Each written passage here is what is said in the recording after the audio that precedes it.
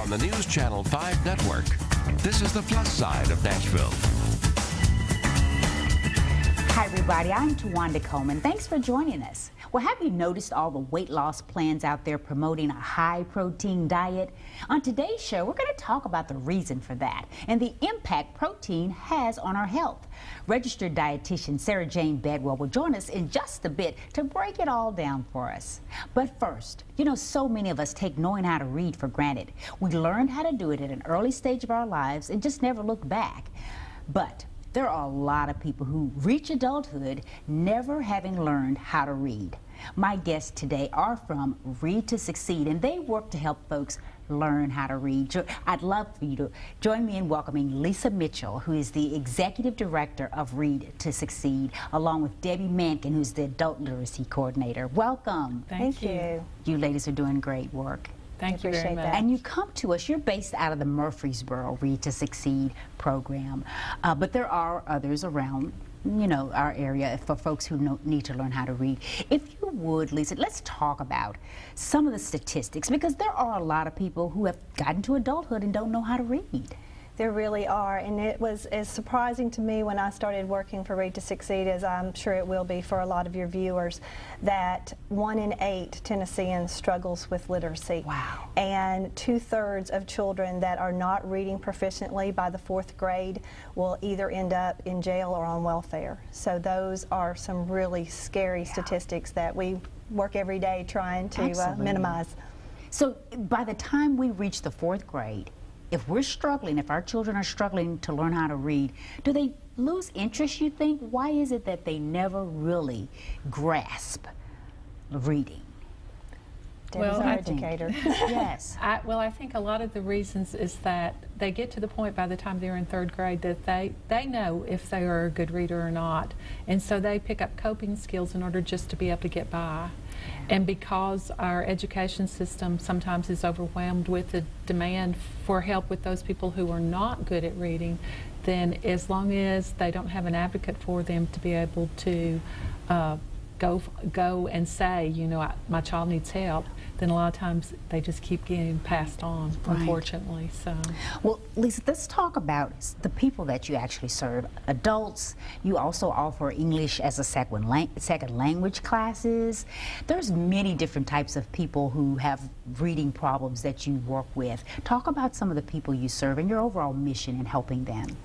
Well, our overall mission is just to improve all types of literacy. We work on health literacy, we work on financial literacy. I hear Debbie tell people all the time that whatever a learner comes to us needing to improve, that's what we work with them on. So, you know, they may just want to work on budgeting skills, or they may have a higher goal of passing the GED or the HiSET, but whatever their goal is to improve their life, that's what we want to work with the adult learners on. As far as the children are concerned, we work through the school system, cooperating with MTSU and their education students to put on activities in the schools to help those children improve and get back on level.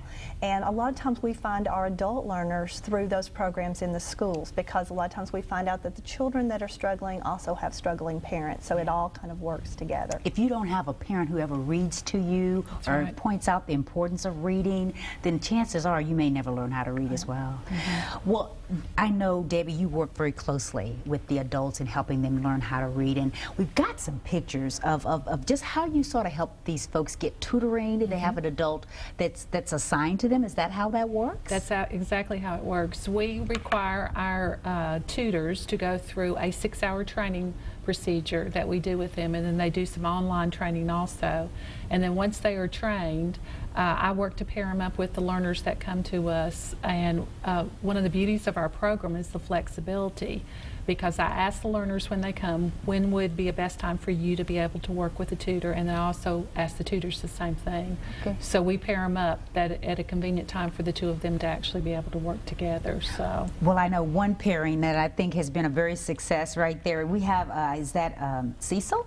Cecil Parker, and that's his tutor, Robin Coble. Cecil came to us about a year ago, hasn't been quite a year ago. When he first came to me, came to my office, I do a learner intake with each of the learners that come in. And I asked him, I said, why are you here? Why do you need our help? And he told me, he says, well, my wife and I have just gone through a marriage seminar together, and at the end of the seminar, they asked us to write a letter to our spouses explaining how we felt about each other. And he said, and I could not do it. Wow. And I said, how old are you, Mr. Parker? And he said, I'm 72 years old, and I've been married for 47 years. Wow. And so, anyway, he went on to say, he says, it's just time for me to learn how to read. I just did not have the ability to be able to read in order to write the letter I wanted to write to my wife. He had actually gone through school through the 8th grade, grew up in a large family, and he was the oldest child.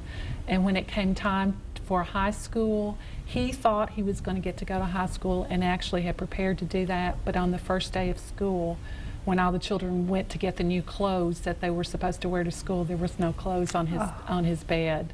And when he went to his father and said, where are my clothes for school? He said, son, I've got to have you on the farm. You're going to have to stay home from now on. And it just broke his heart that he didn't get to go on to school, because he really had wanted to do that. Wow. But he also pointed out to us that one of the things that had happened while he was growing up was on the farm, a lot of times he had to stay home and do the work. So when they were teaching the things as far as reading was concerned, he missed a lot of it because he was just having to help out, you know, with the farm business that they were in at that time. So his story was quite touching when we heard it. So where's Mr. Cecil in his whole process right now? He is reading up a storm, I can tell you. He and his tutor actually work at our offices, so they have become quite the celebrity in Murfreesboro because they ran a big article in the newspaper about them. One of the things that we strive to do when our learners come to us is confidentiality, because it is a big deal for a learner to admit that they cannot read or that they need help with literacy.